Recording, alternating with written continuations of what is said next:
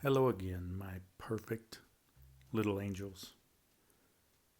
We have another beautiful story by the famous Eric Carle titled Rooster is Off to See the World. And it's a beautiful story of an adventurous rooster who makes friends along the way only to discover something very, very wonderful by the end of the story.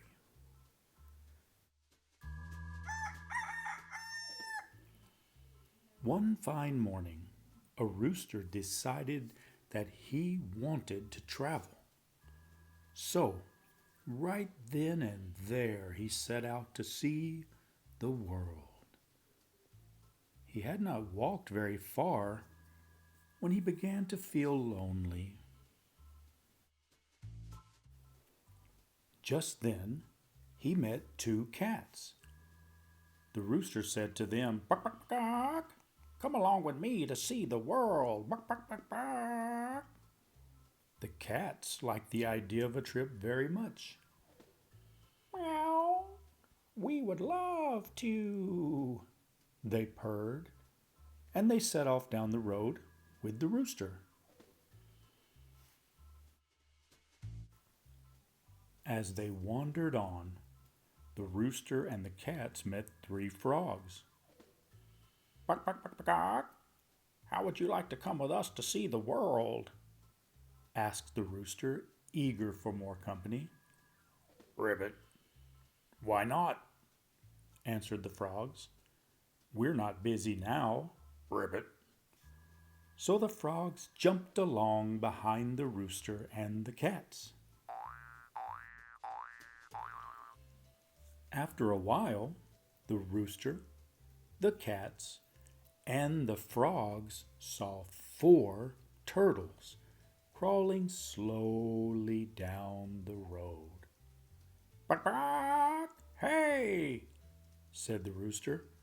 "How would you like to see the world?" "It might be fun," snapped one of the turtles, and they joined the others.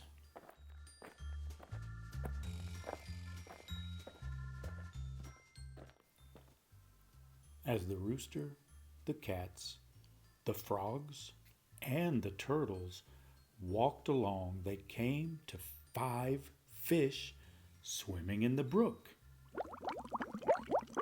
"Where are you going?" asked the fish. "Bark, bark. We're off to see the world," answered the rooster. "May we come along?"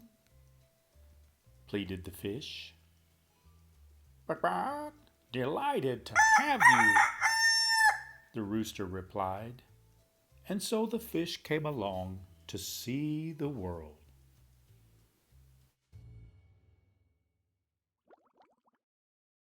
The sun went down. It began to get dark. The moon came up over the horizon. "Meow, where's our dinner?" asked the cats. "Ribbit, where are we supposed to sleep, Ribbit?" asked the frogs. "We are cold," complained the turtles. Just then, some fireflies flew overhead. "We're afraid," cried the fish. Now, the rooster really had not made any plans for the trip around the world. He had not remembered to think about food and shelter, so he did not know how to answer his friends. After a few minutes of silence, the fish suddenly decided that it might be best if they headed for home. They wished the others a happy trip, and they swam away.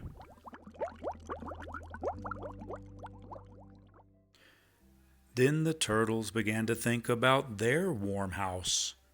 They turned and crawled back down the road without so much as a goodbye.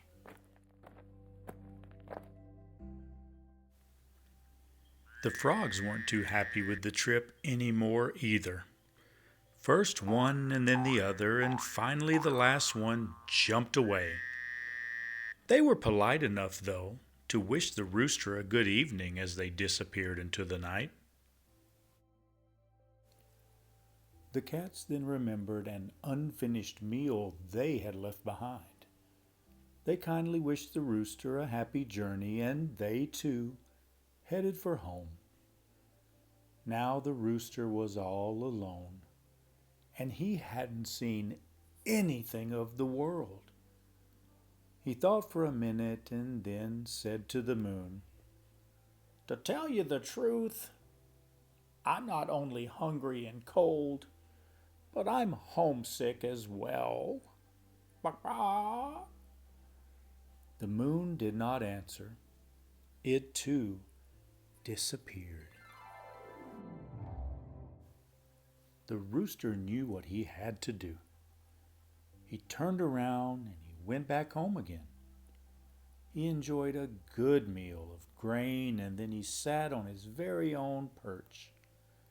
After a while, he went to sleep and had a wonderful, happy dream, all about a trip around the world.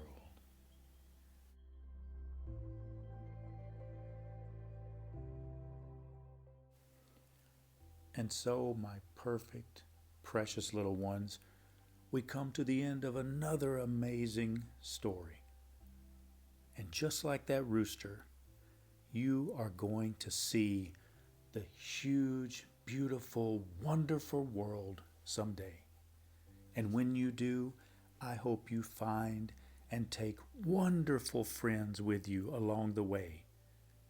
And that at every step of the journey, you remember how much you are loved and how absolutely precious and priceless you are. Opa loves you. Have a great day, and we'll see you soon. Bye-bye.